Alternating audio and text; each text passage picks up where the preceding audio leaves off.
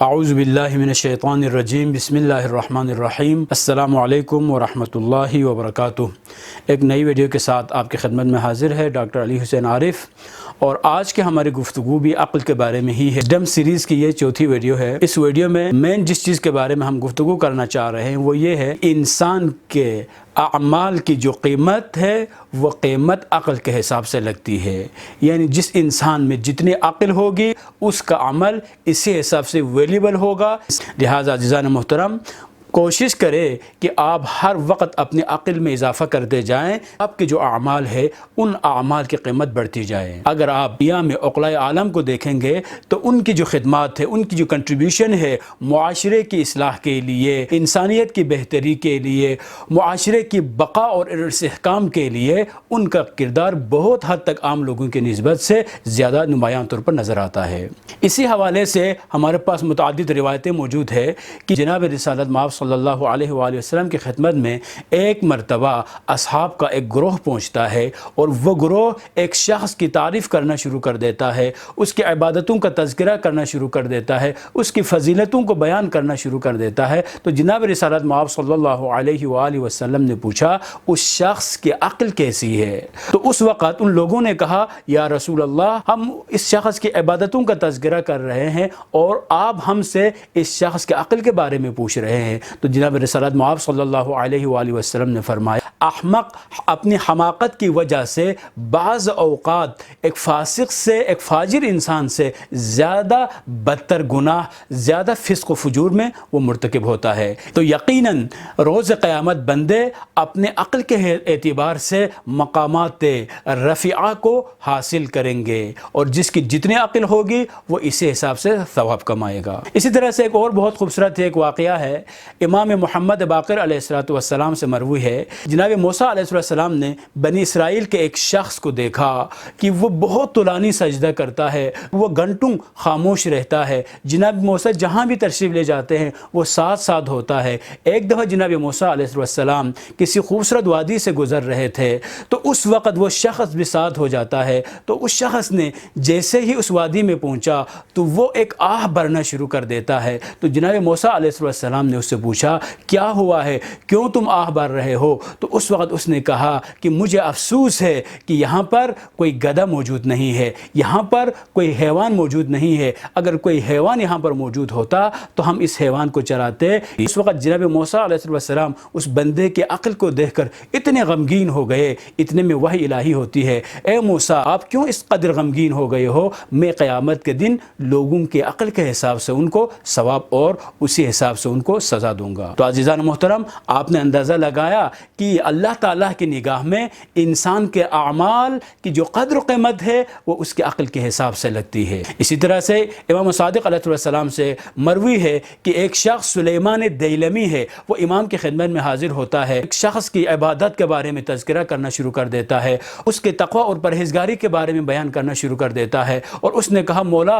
یہ جو شخص ہے وہ بہت ہی عبادت گزار ہے، بہت ہی نیک ہے، بہت ہی متقی شخص ہے، یہ بہت بڑی فضیلتوں کا مالک ہے۔ تو اس وقت امام صادق علیہ السلام نے جناب رسالت مآب صلی اللہ علیہ وآلہ وسلم کی طرح اس شخص سے پوچھا، سلیمان یہ بتائیں کہ اس کی عقل کیسی ہے؟ تو سلیمان نے جواب دیا، مولا مجھے معلوم نہیں ہے۔ تو اس وقت امام صادق علیہ السلام نے فرمایا، سلیمان غور سے سنیں کہ ایک دفعہ بنی اسرائیل کا بہت ہی پارسا، بہت ہی نیک، بہت ہی عبادت گزار ایک بندہ ہوا کرتا تھا، اور وہ ایسی خوبصورت جگہ پر موجود تھا، اللہ تعالیٰ کی تمام تر نعمتیں اس سے میسر تھی، بہت ہی سرسبز و شاداب ایک وادی میں وہ عبادت کر رہا تھا، وہاں پر نہریں بہتی تھی، ہر قسم کے پیسفل انوائرمنٹ اس کو ملا ہوا تھا، ہر قسم کے نعمتوں سے وہ لطف اندوز ہو رہا تھا، اللہ کے عبادت پہ عبادت بجا لاتا رہتا تھا۔ تو ایک دفعہ فرشتوں میں سے ایک فرشتہ وہاں سے گزرتا ہے، تو جب فرشتے نے اس کی عبادت کو دیکھا، اس کی تقوی اور پرہیزگاری کو دیکھا، تو اس نے اللہ تعالیٰ سے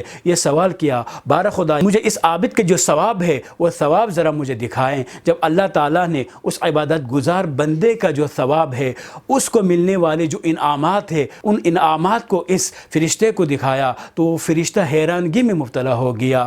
اس فرشتے کو لگا کہ یہ جو اعمال، یہ جو عبادات، یہ عابد جو بجا لا رہا ہے، ان عبادات کے مقابل میں یہ جو ثواب ہے، یہ ثواب بہت کم ہے۔ تو اللہ تعالیٰ نے اس فرشتے سے کہا، کیا تمہاری یہ خواہش ہے کہ تم اس عابد کے پاس بیٹھ کر اس کے عقل کے بارے میں جاننا چاہتا ہے؟ تو اس وقت اس فرشتے نے کہا، ہاں میں چاہتا ہوں۔ تو اس وقت اللہ تعالیٰ نے اس فرشتے کو حکم دیا کہ وہ انسانی شکل میں اس عابد کے پاس جائیں، اور جب یہ فرشتہ انسان بن کر اس عابد کے پاس پہنچتا ہے تو عابد نے پوچھا، تم کون ہو؟ تو اس فرشتے نے کہا، میں اللہ تعالیٰ کا ایک عبادت گزار بندہ ہوں۔ جب مجھے اطلاع ملی کہ آپ یہاں بیٹھ کر پوری رات پورا دن اللہ تعالیٰ کی عبادت میں مصروف ہوتے ہیں، تو میں نے بھی چاہا کہ میں بھی آپ کے ساتھ عبادت بجا لاتا رہوں۔ تو اس وقت اس عابد نے کہا، بالکل ٹھیک ہے، آپ بھی تشریف رکھے۔ وہ فرشتہ بھی اس عابد کے ساتھ بیٹھنا شروع کر دیتا ہے۔ ایک دن گزر گیا، وہ عابد عبادتوں پر عبادتیں بجا لا رہا ہے، اور دوسرا دن جب آتا ہے تو اس وقت اس فرشتے نے اس عابد سے کہا، اے عابد تو خدا کا شکر ادا کر، یہاں تو ہر قسم کی نعمتیں تمہیں ملی ہوئی ہے۔ تو اس عابد نے بھی افسوس کا اظہار کیا، یہاں ٹھیک ہے آپ کی بات بالکل درست ہے، لیکن اس جگہ کی، اس وادی کی جو بہت ہی خوبصورت ہے، بہت ہی سرسبز و شاداب ہے، بہت ہی دلربا اور دلفریب مناظر پر مشتمل ہے، یہ سب ٹھیک ہے، لیکن یہاں پر ایک چیز کی کمی ہے، یہاں اس جگہ کا ایک عیب ہے۔ وہ عیب یہ ہے کہ اللہ تعالیٰ کا اگر کوئی گدھا ہوتا تو ہم یہاں اس گدھے کو چراتے۔ اس فرشتے نے کہا، اس گدھے سے آپ نے کیا کرنا ہے؟ تو اس عابد نے کہا، چونکہ یہاں پر یہ جو خوبصورت وادی میں یہ جو گھاس ہے، یہ گھاس تلف ہو رہی ہے، اللہ کا اگر کوئی گدھا ہوتا تو ہم گدھے کو یہاں چراتے تو اور یہ گھاس تلف نہ ہوتی، یہ گھاس ضائع نہ ہوتی۔ اس وقت وہ فرشتہ حیران ہو جاتا ہے، اس وقت وہی ہوتی ہے کہ اے فرشتہ، ہم جب کسی کو ثواب دیتے ہیں تو ثواب اس بندے کی عقل کو دیکھ کر ہم ثواب دیتے ہیں، جس میں جتنی عقل ہوگی اس کو اتنا ہی ثواب ملتا ہے۔